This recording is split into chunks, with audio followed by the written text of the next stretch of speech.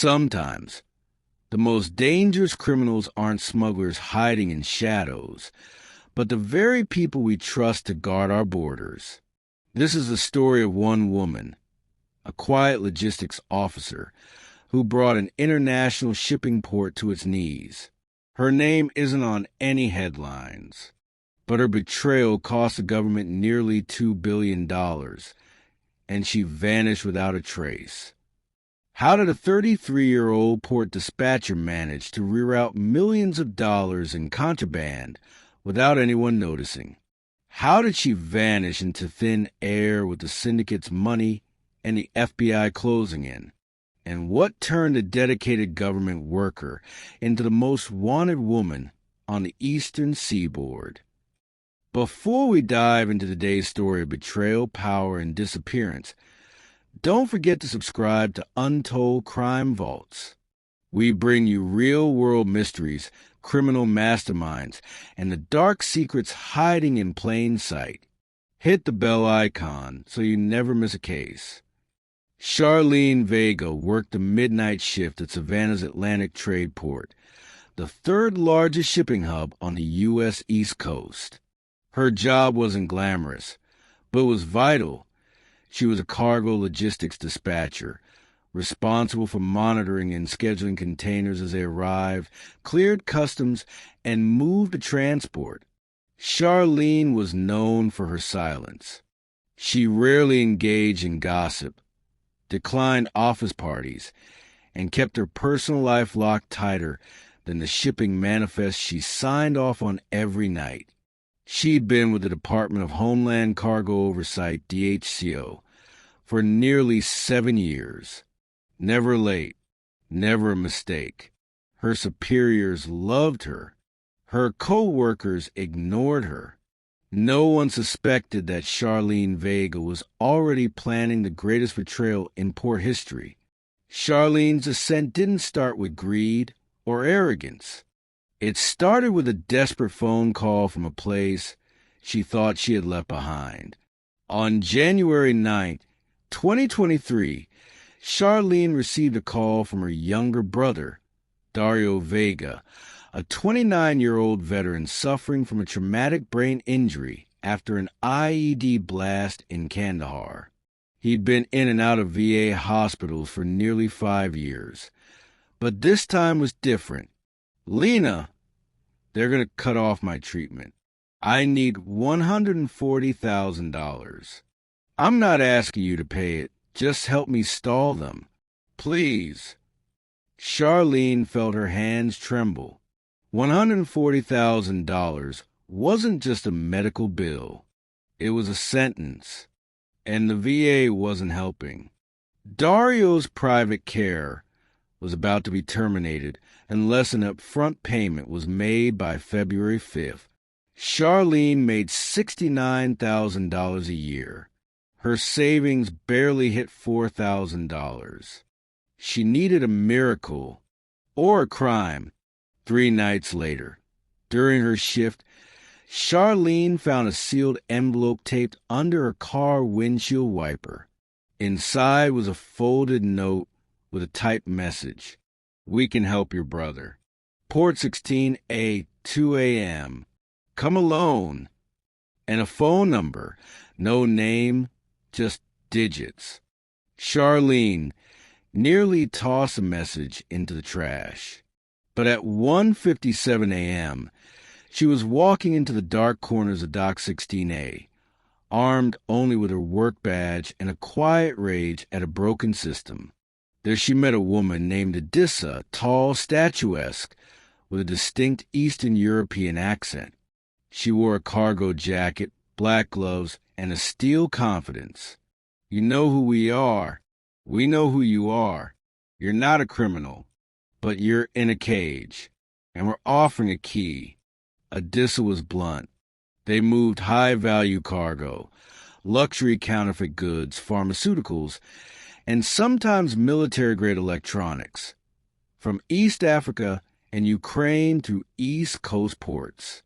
What they needed was access. Specifically, a dispatcher who could reassign container scans, delay inspections, and flag legitimate shipments as secondary hold to buy time.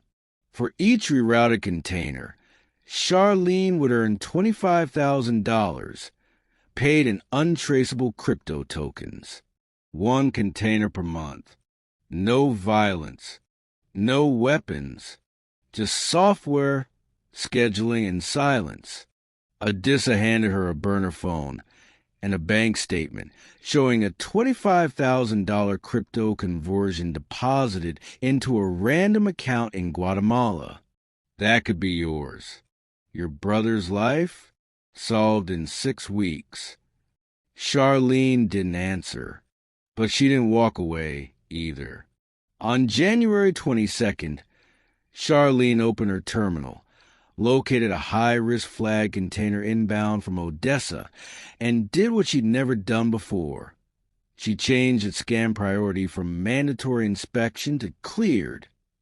She rerouted the container to a private pickup station on Dock 9B. 15 minutes later, a black unmarked truck rolled in and picked it up. The container was gone. Within 48 hours, her crypto wallet balance showed $24,997.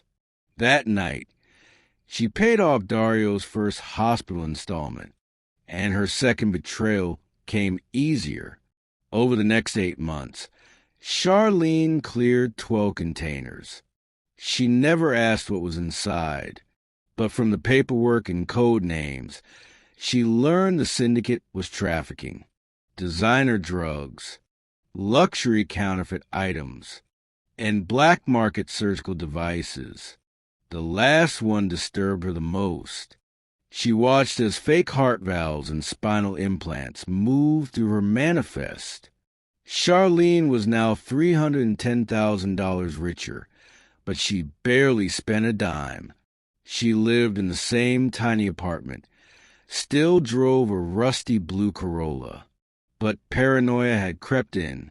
She noticed new faces in the control room, extra security audits, a new supervisor named Kenneth Morrison, a clean-cut ex-Navy officer who asked too many questions. Still, Charlene kept her cool until the last job offer changed everything. On September 14th, Charlene received a call from a blocked number. The voice was male, unfamiliar. Odessa is no longer running East Coast ops. I'm your new contact. Call me Vlad. You've been good. Too good. We want to offer you something bigger. The offer? Help them move 6 containers in one night, bypassing Homeland Security entirely. They'd handle the field logistics. All she needed to do was assign tech delay status to all 6 shipments and route them through Bay 14 under a false customs tag. Payment, $500,000. In cash. No crypto. No trace. And the kicker? They would fly her and Dario out of Portugal, set them up under new names, with private passports and an off-grid clinic for long-term medical care. All she had to do was say yes. Charlene didn't answer right away. She let Vlad's offer hang in the air for 2 days. She went to work, drank her morning coffee in silence, sat in the hospital lobby for hours, watching her brother sleep under fluorescent lights. She thought about the money. She thought about Portugal. She thought about disappearing. But she also thought about what she was about to become. Not just an accessory, not just an insider.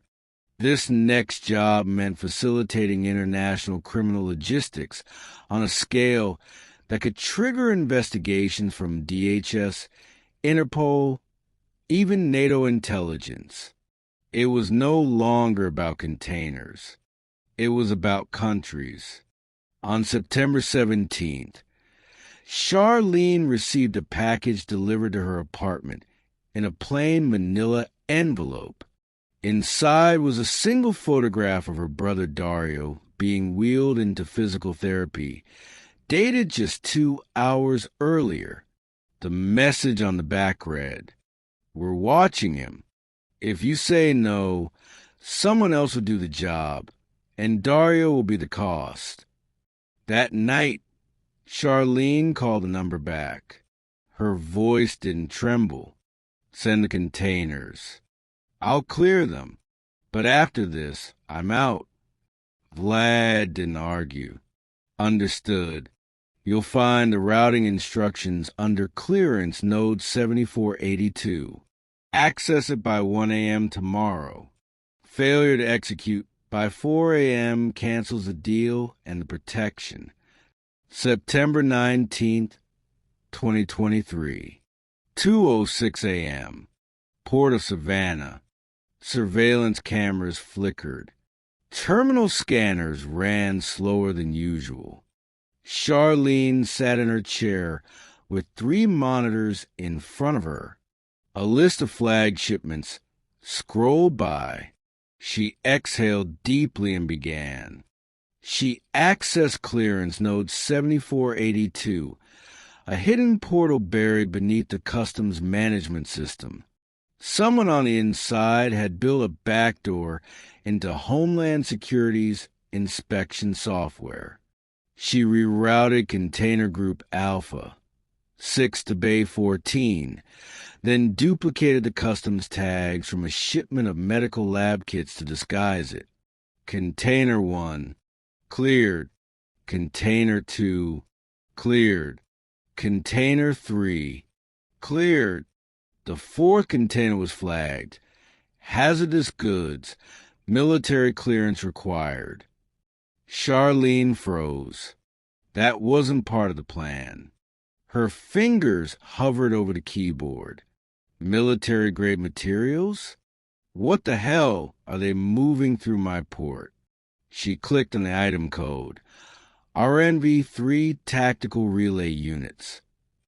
Those were encrypted battlefield communication servers, normally routed through Department of Defense contracts. She should have stopped, should have called it in, but the phone beside her buzzed. From unknown number. Message. You're almost there. Stay focused. She finished the upload. At 3:12 a.m., 6 40-foot containers rolled quietly through Bay 14 and disappeared into a convoy of private haulers. By sunrise, they were in Atlanta, Charlotte, and Jacksonville, unloaded, gone untraceable. Charlene didn't go home. She didn't clock out. She walked straight from the terminal to her car and drove to a private mailbox across town. Inside was a padded envelope. $400,000 in fresh bills, tightly packed with a fake passport and 2 plane tickets. Savannah to Miami. Miami to Lisbon. The name on the ticket, Lena Reyes. She checked Dario out of the hospital under medical escort paperwork forged using syndicate credentials. He didn't ask questions. He never did. By September 24th, Charlene Vega had completely disappeared. The name Charlene was wiped from rental leases, her bank account frozen in inactivity, and the last ping from her burner phone came from a gas station near Everglades National Park. She was gone. Charlene's disappearance didn't immediately spark alarm. At first, the DHCO flagged her as a no-show. Her supervisor, Kenneth Morrison, assumed she'd resigned. But then 2 anomalies hit the system. One, Bay 14's camera logs were corrupted, with a 37-minute blackout that coincided with her last shift. 2, an alert from Naval Intelligence requesting verification of a lost shipment containing classified military-grade tech, materials that were supposed to be rerouted through Norfolk Naval Base, not Savannah. That's when the FBI's Infrastructure Corruption Task Force got involved. Special Agent Lyra Mendoza, 39, was known for her precision. She had a background in satellite cyber forensics and had cracked a port customs bribery ring in Louisiana the previous year. Lyra began by pulling terminal access logs. Charlene's idea had been used to reroute containers between 2 o'clock and 3:20 a.m., with admin-level overrides that required dual authentication. There's no way she did that alone, Mendoza told her team. Someone gave her the keys. This is an inside job. Surveillance footage showed a shadowy male figure in a dark windbreaker entering the server room at 1:48 a.m., his face obscured, his clearance badge unreadable. Mendoza flagged that footage and subpoenaed Charlene's digital footprint. The deeper she looked, the worse it got. Charlene had received cryptocurrency deposits totaling over $1.2 million in 11 months, disguised as supply reimbursements and hazard logistics accounts. 3 of the companies that paid her were ghost fronts, 2 based in Estonia, 1 in Lagos. On October 4th, a tip came from Interpol Madrid.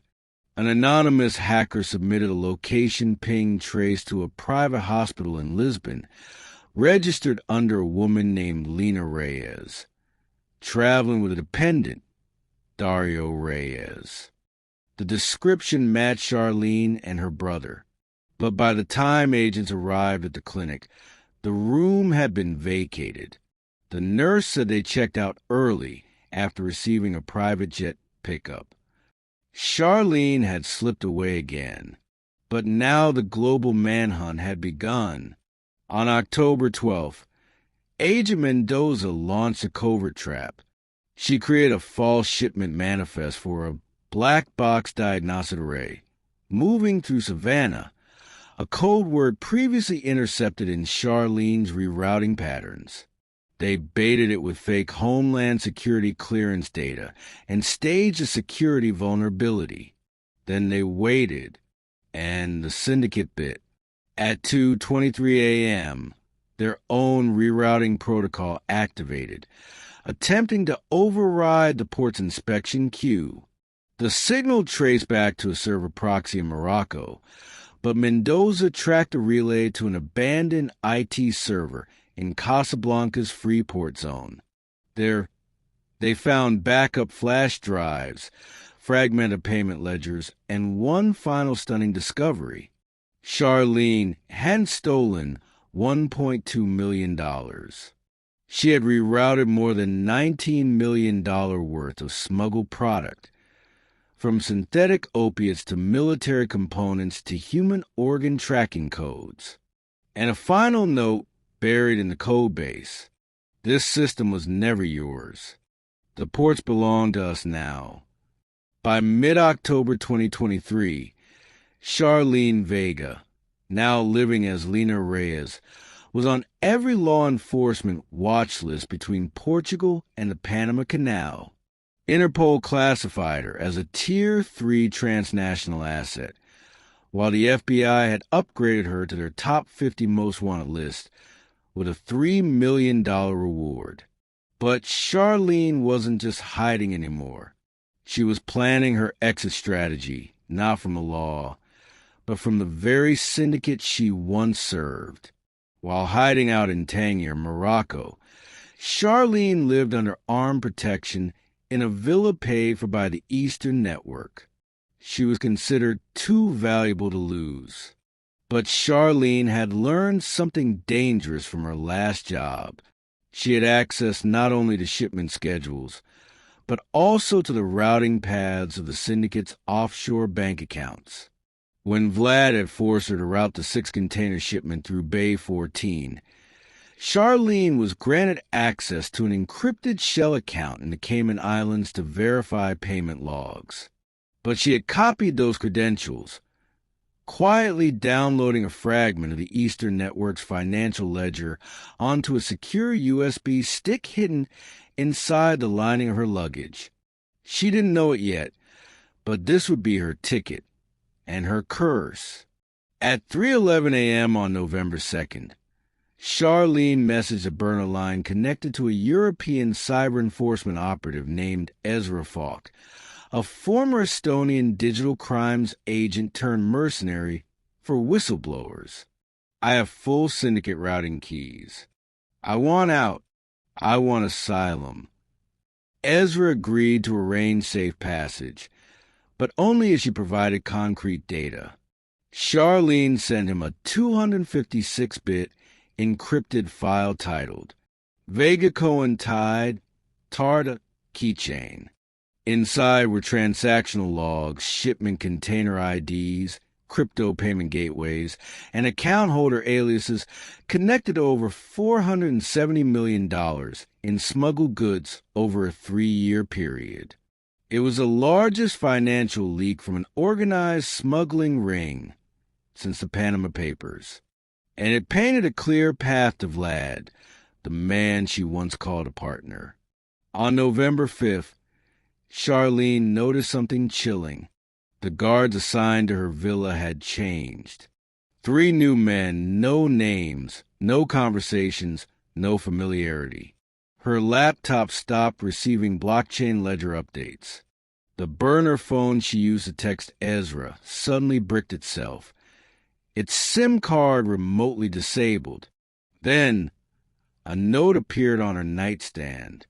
There are no third chances. We know about the leak. You're leaving the network, feet first. Charlene had 30 minutes before they came back. She grabbed only what mattered. The USB key, 1 passport under the name Ivy Leon, $14,000 in bundled euros, and a Glock 19 that belonged to one of the guards she drugged using a sedative from her brother's medical stash. At 4:02 a.m., Charlene Vega slipped out of the villa into a waiting car arranged by Ezra.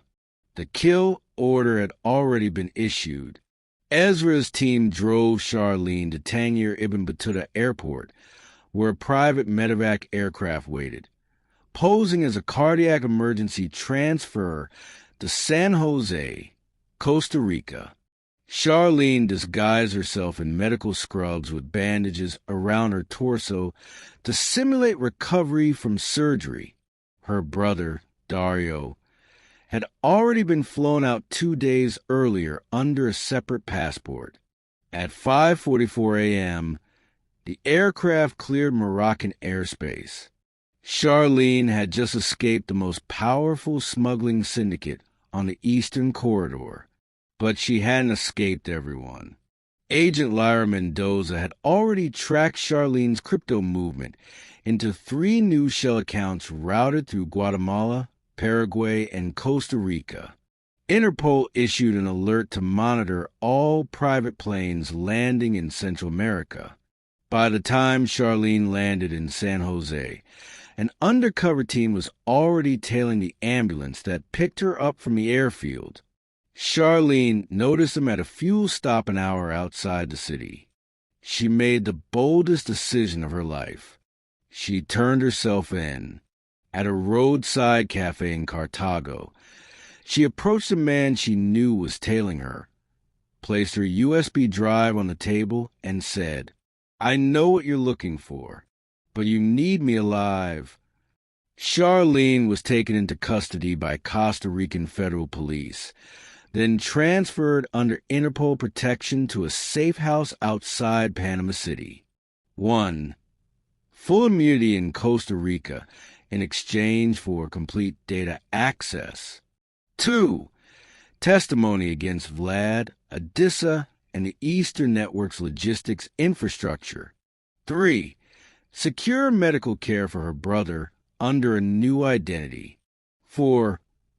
Final relocation to a non-extradition country with financial limitations.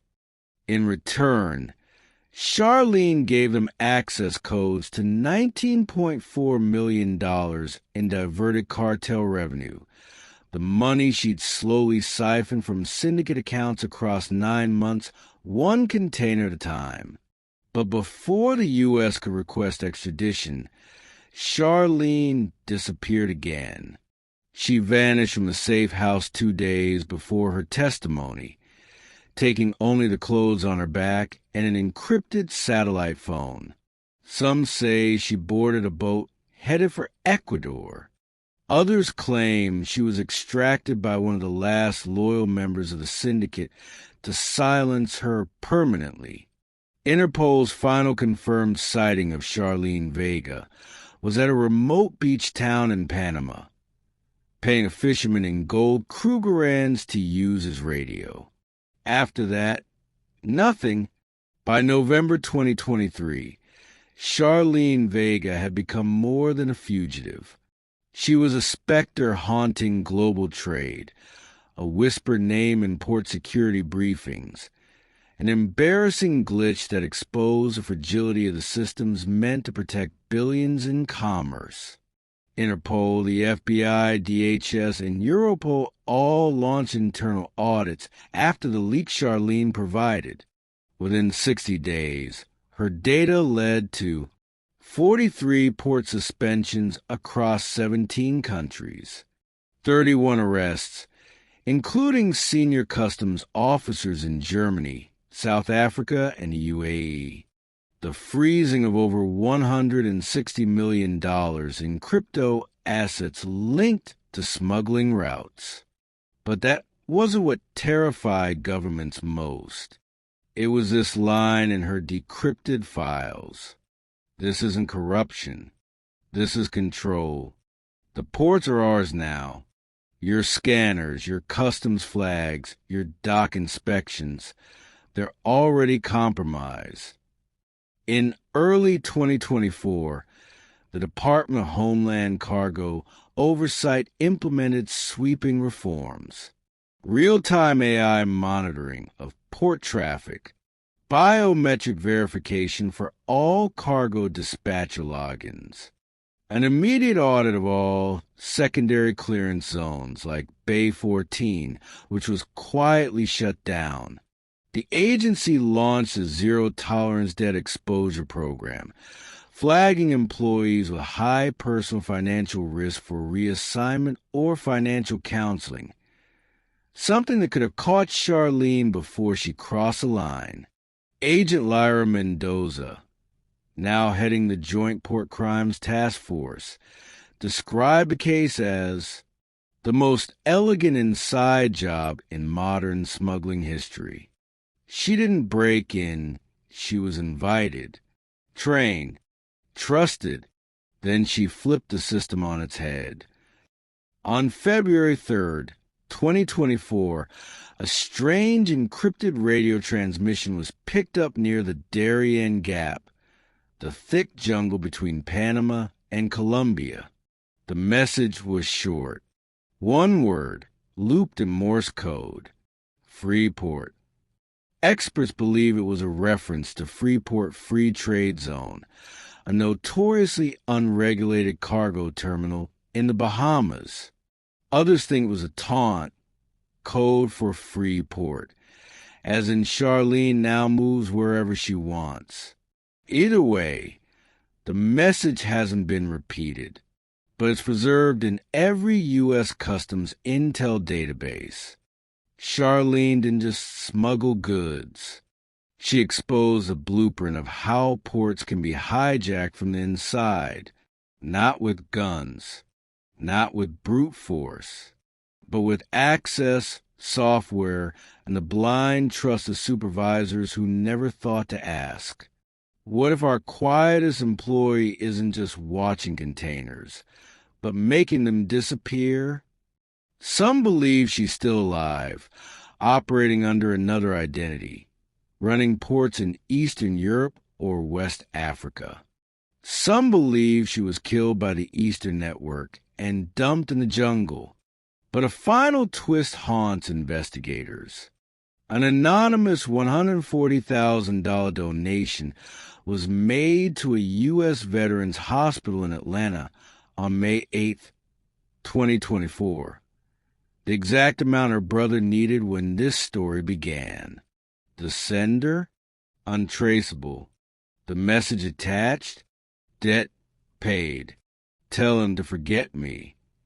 Charlene Vega was no criminal mastermind. She wasn't raised by syndicates or trained in espionage. She was a port dispatcher, a loyal, quiet, overlooked woman whose one desperate decision spiraled into international chaos. In her wake, she left security reforms, shattered smuggling empires, and a mystery that still hasn't been solved. And as governments race to patch the system she exposed, one question lingers. Is she really gone? Or is Charlene Vega still out there, moving the world one container at a time?